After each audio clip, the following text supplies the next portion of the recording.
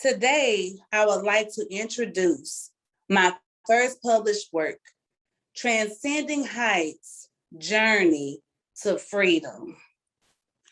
This particular book is dear to my heart and it's for everyone. It talks about the importance of just healthy relationships and being able to recognize healthy versus unhealthy relationships. And also recognizing that there are resources available if you happen to find yourself in a relationship or in a situation that is unsafe. So this book is basically an outcry, a snapshot of my life and my children's lives as we began transcending heights on our journey to freedom and discovery. So this particular work reaches out to younger people, to older people, to people of all genders, races.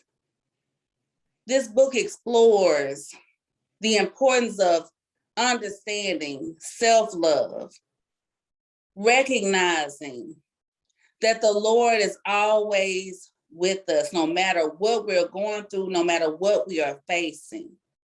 This particular work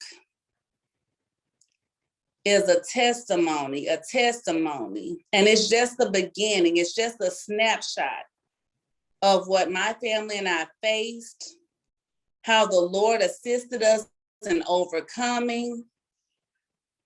And it is a tool, hopefully, to just inspire and to encourage someone else who may feel alone, who may feel as though, you know what, I'm just a prisoner. I'm a prisoner of my mind. I'm a prisoner of my situation and circumstance. This particular book is a pathway, an exploration to just share with others, that there is hope for change, that this thing called life truly is a journey. And many times we do not understand at the time why we are going through various situations and circumstances, but we learn, we grow, and we transcend through it all.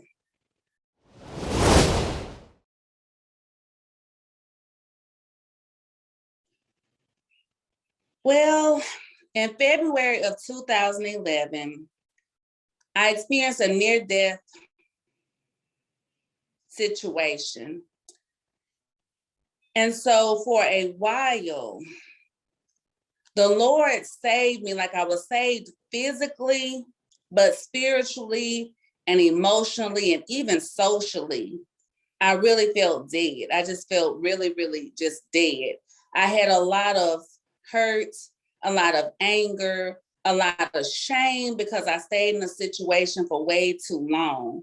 And so I began writing about my life from my being born, growing up in the church, my various experiences with relationships. I was just writing my raw feelings down as a healing process to just get it all out.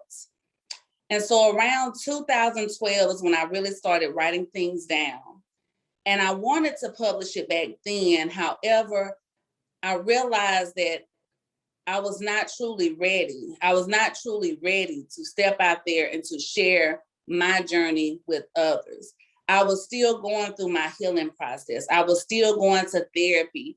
I was still trying to be there for my children and provide them with the security that they needed, because for so long, I had felt as though I had failed them as a parent. I felt as though I failed my parents. They had invested so much in me. They raised me in a loving environment, and they taught me the importance of, being strong, and they taught me the importance of working hard and protecting your family. And so I started writing on it, like I say, back in 2012. But I wasn't ready. I was not ready to truly put our story out there. We were still going through a lot. I struggled a lot. with my weight. I struggled a lot with even looking at myself in the mirror. I struggled a lot because I did not even want to draw any type of attention to myself because of the cycle of abuse that I had been through, the various relationships that I had been in, the type of people that it seemed like I continued to attract. So this particular work, like I said, I started on it back in 2012. So much was still fresh in my mind. And like I say, I was able to reinvent it in a sense this particular year because the Lord has really had to take me through a lot of transforming to get to this place where I'm like, okay, I'm putting it all out there. I'm being vulnerable. Lord, please allow my story to help someone else. And even if they are not going through this, maybe they know someone who is going through something similar. And so it took a while for the Lord to really give me that strength that I needed, for the Lord to really tell me, you have to do this, like you have to. And so, like I said, it started in 2012. And I want to encourage someone else too that may have started maybe your story or your project years ago. It's never too late to allow the Lord to use you. And I've always been taught that when the Lord blesses you with something, it's important to share that with someone else. And so that's why I did this. I mean, I hear of various stories about domestic violence still going on. I know that the Lord kept me here for a reason. Yes, I'm taking care of my children. Yes, I have come to this place now where I have that self-acceptance. But maybe someone else somewhere just needs to know that you're not alone and that there's nothing wrong with you if you're going through this. And like I say, this book not only highlights for survivors, but even batterers and rehabilitation, the importance of healing and addressing those things from the past that sometimes we leave unaddressed. And so what happens is we take them into other relationships and interactions and we project these feelings of hurt onto others.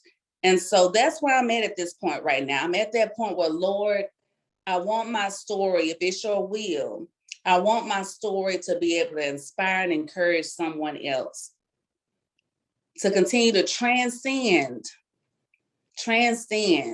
on their journey to freedom and not allow self-doubt, negativity, or fears to stop them from doing those things that the Lord would instruct them to do. And so that's where I'm at with where I started, why it took me a little while to get to the point I'm at. But at this point, the Lord has let me know it is time. It is time to get that story out there so that it can help someone else.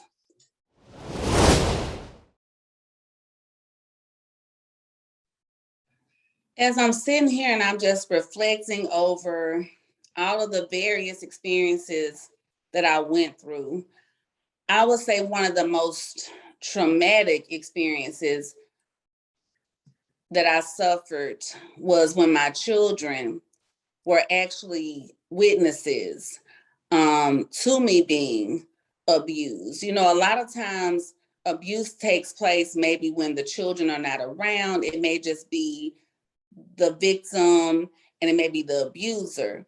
But to hear my children scream and cry as I was driving down the street, I think we were going to one of his friends' houses, and we were driving down the street, and he all of a sudden just started hitting me. He threw a Dr. Pepper can and hit me in my face. And so my children are sitting in the back of my van and they're just screaming and they're just crying. And so we get over to his friend's house and I'm thinking, okay, well, now we're around other people. So maybe, just maybe, he will calm down. But I felt even more disrespected when we got over there because over there, not only was his friend there, but his friend's children were there. And then, of course, like I say, my children were there. And the abuse continued, the yelling, the being called all kind of names, the hitting on me and everything like that. And so in this moment, I started thinking to myself, this can't be all that the Lord has for you. This can't be what the Lord has for you and your children. because to hear them scream, to see them cry, to see the terror in their face as they're seeing this happen to their mom, and then not only are they seeing this, but others are seeing this and witnessing this as well. And at this time, I was actually working on my bachelor's in sociology at Grambling State University. And so it really hit me. It hit me that you're going to school, you're trying to make a better life for your children, but here you are taking all of this abuse. And to be honest with you, even looking back now, and even as I was writing my story, I don't even remember the exact cause for that particular incident, or let me rephrase that. There is no true cause or viable cause for any type of abuse. So when I say cause, I guess you would say, what was his trigger at that point? I have no idea. I know that my abuser was very, very jealous. He was very jealous. He would often think that people wanted to talk to me or I wanted to talk to people. And so it could be anything that might set him off. And so in this particular situation, I not only feared my safety, but I feared the safety of my children. And so that was a defining moment. However, what I want to share also at this point, I think is very, very important, that even when we have a defining moment sometimes, I still didn't leave right away. I didn't leave right then because, as always, there was an apology and all of these things. And like I say, my self-esteem was very, very low. And so therefore, it was a defining moment for me that something needs to take place. However, I still didn't quite move right then. So what I would want to say to anyone that is watching this that may be in a similar situation or have been in a similar situation, you have to get out as soon as you can. As soon as you can. I'm able to sit here and share today because of God's grace, because I finally opened up my eyes, and I finally realized, my dad, when I was growing up, my Papa Bear, I love to call him my Papa Bear. He would always talk about how I was his princess. He would always talk about how a woman is a jewel that should be treasured, that should be treated with respect. And so as I'm going through this particular experience and other experiences, I'm recognizing more and more that I'm not being treated as a jewel. Actually, right now, I'm being treated less than even a human to experience all of this abuse, verbal, emotional, physical, socially. I have been isolated. And so I would tell anyone that if you are experiencing any form of abuse, get out, seek some type of resource. DART has been phenomenal for me. Domestic Abuse Resistance Team has been phenomenal for me and my children. We have been able to receive counseling. They have other services that can help you as well. Because like I said, if I would have stayed any longer, I probably would not be here to tell any of this story. And like I say, even then, with everything going on, me recognizing my worth, you're going to school, you're working, you're trying to provide for your children, I still remains way longer than I should have. But I'm here today to say the Lord had to provide me with the strength that I needed to step out on faith, to recognize that, this is not love. My Papa Bear used to always ask me what my definition of love was. And to be honest with you, I looked at it as though two people who are faithful to each other, who respect each other, who love each other through it all, who are just there for each other. But see, even my definition of love was not really being fulfilled because guess what? I had not truly learned how to love myself, how to recognize that I'm a beautiful woman. And beauty, I want to encourage somebody with that too, because as you go through this book, you will see how my struggles were even in school with being bullied and things like that. See, beauty is more than just the outside and what people can see. It's our character that makes us beautiful. And so that's what this book is about too. Like I say, highlighting your worth, recognizing your worth, recognizing that God created you. He created you. And God is love. So if you're in a situation where you feel unsafe and every day you're just being torn down and torn down and torn down, I urge you to pray. I urge you to pray without ceasing. I urge you to take heed to what the Lord instructs you to do. And I'm going to tell you something. He provides and supplies you with all of your needs. Because I'm sitting right here today because of him. My faith had to increase and continue to be grounded in the Lord.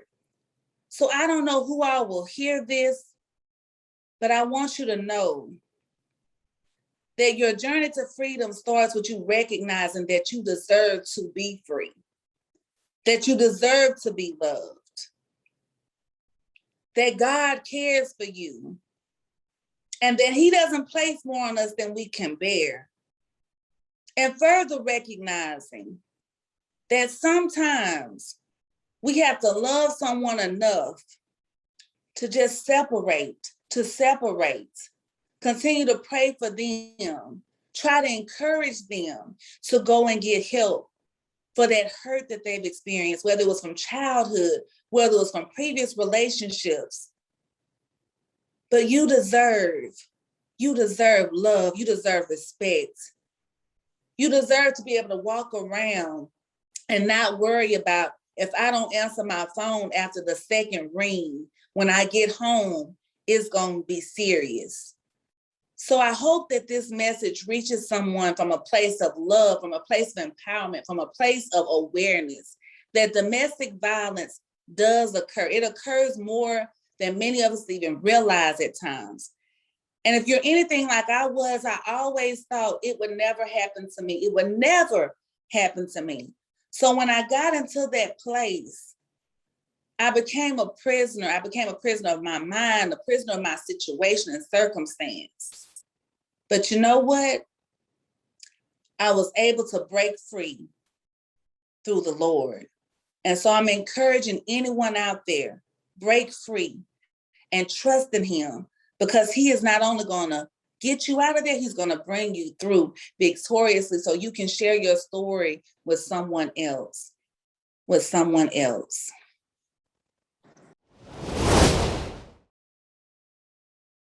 To look at you and to be around you would never know, all of the things that you went through. And so, like I said, even with just a few people that have been able to actually read, and I'll tell everybody, be honest about, your feedback. But everybody's like, this can inspire and help somebody, even if it's somebody that hasn't really been in a domestic violence situation. I think they have a greater awareness now that you never know what the person you're working with may be going through, the person that you're sitting next to in church may be going through. And so every time I hear of someone that has lost their lives to domestic violence, the Lord just prompts me. He says, you've got to get out there. You've got to get out there. You've got to get the message out there. And like I say, the message that I am conveying, the message that the Lord is prompting me to convey is that we all have to be able to recognize those signs. If we're the ones, it's not just males that abuse, there are some females that abuse, but when we're mindful of our temper, we're mindful of, I still have not resolved this over here. We have the capacity to change, but we have to recognize that a change is needed. In domestic violence, it not only impacts the partners, but it impacts the children, it impacts the neighbors' children, it impacts others that are going to encounter, because those are messages that are even being sent to our young people.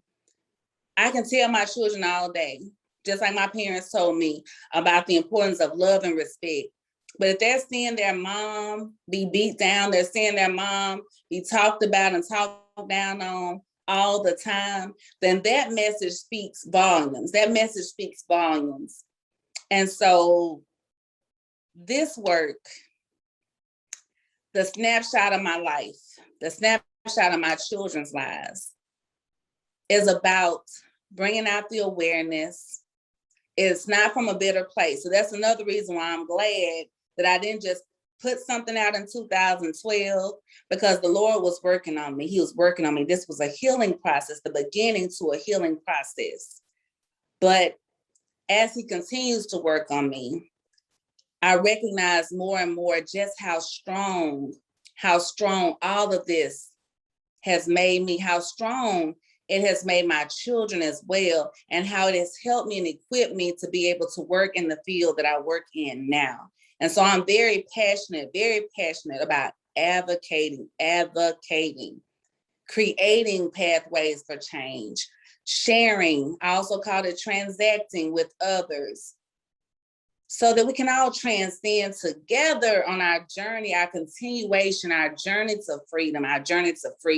And I just thank the Lord. I thank the Lord for not giving up on me, for placing people in my life when I needed them the most. My parents that never stopped praying, prayer warriors from my church that never stopped praying. When I was so weak and I had given up and I felt like, you know what, this is just going to be it for me. This is just going to be it for me. But God said no. And so I want to encourage someone else today. It's not it for you. It's not it for you. It's not. Turn to him. He is the source. He is the source. He will make us new. He transforms us. And then we're able to reach out, extend that arm, and help someone else.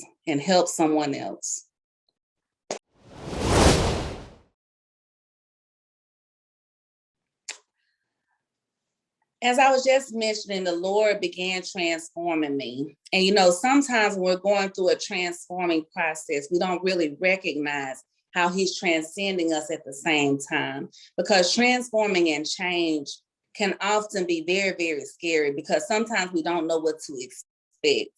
Even when it's a positive transformation, like we know, this has got to be better than what I'm going through now. So when he was taking me through the transforming process, things began lining up for me. He was transcending me. Whereas I felt like the only place I could ever really be was just that Sylvia that kept getting into one unhealthy relationship after another, that same Sylvia that it just seemed like she just found herself attracting people that really weren't looking at Sylvia, but they were kind of looking at what Sylvia could do for them, because Sylvia had a good heart.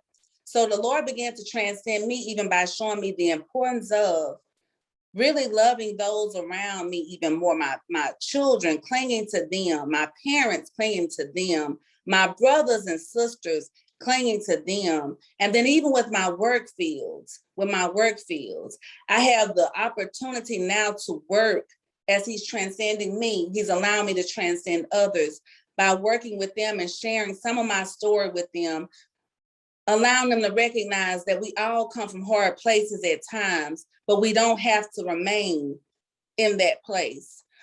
He transcended me by working on my mind. As I was going through the transformation process, I went from only negative thinking about myself to remembering that I am a child of God, to remembering that I'm a more than a conqueror through him, to remembering that he created me. So I had to have a transformation, a transcending in my mental. Emotionally, I had to get to a place where I was actually able to express my feelings to others. That was part of my transforming, and even now, part of my transcending. I think one of my biggest problems or drawbacks, and maybe for someone else too, maybe this will help you as well. Sometimes we assume that people know how we feel, or we assume that people know what we need. So even emotionally, just being able to express that, you know what, I'm not okay with this. This right here is not a good feeling. I'm hurt or I'm disappointed. And so transcending in that element socially, oh my gosh, I talk about this in my book. At one point, I wanted to be accepted so much. So as he was transforming me, he was transcending me, but I didn't even realize that, because he started placing people in my life that were able to not only help me spiritually, he placed some spiritual leaders around me, But even in my professional journey, there were people, and this is for another book, don't want to spoil anything, but there were people that saw something in me, or a person in particular that saw something in me when I was just working in my elements at work. And because of that person today, who often attests that it was the Lord who spoke to him, that's why I'm a therapist now. So even with that transcending, I never thought when I was going through the things I was going through, the relationships and stuff I was going through, guess what? He transcended me to a marriage and family therapist. Hallelujah. Praise the Lord. Yes, a person that went through so many different relationships, but he blessed me to be in a position to where, yes, I can reach out and I can talk about healthy relationships. I can talk about unhealthy relationships. I can assist in finding ways that we can communicate with each other in a more effective manner, still being humble and still being meek, but also allowing our voices to be heard. Because don't you know, when we allow him to, the Lord speaks through us. Don't you know that when we allow him to, the Lord gives us that strength and courage that we need to even be able to walk into positions that we never thought we would be able to walk into before. So he's been transforming and transcending. I've been going over heights that I never thought I'd be able to go over. So I'm encouraging someone today, no matter where you are right now, no matter where you've been, remember that through him, he transforms us. And as he's transforming us, he transcends us. But one of the key elements I always hold on to, even though he is transcending me, guess what? My goal is to assist in transcending some others. It's not about me being up here and looking down at others. No. Transcending heights, journey to freedom for all of us, because he has no respect of person. If he could do it for me, and I'm talking about I was low. I was low. Like I was to the point I didn't want to look at myself in the mirror, low. So if he could start transforming and working on me, breaking down some things that need to be broken down, and then begin transcending and building me up, he can do the same thing for you.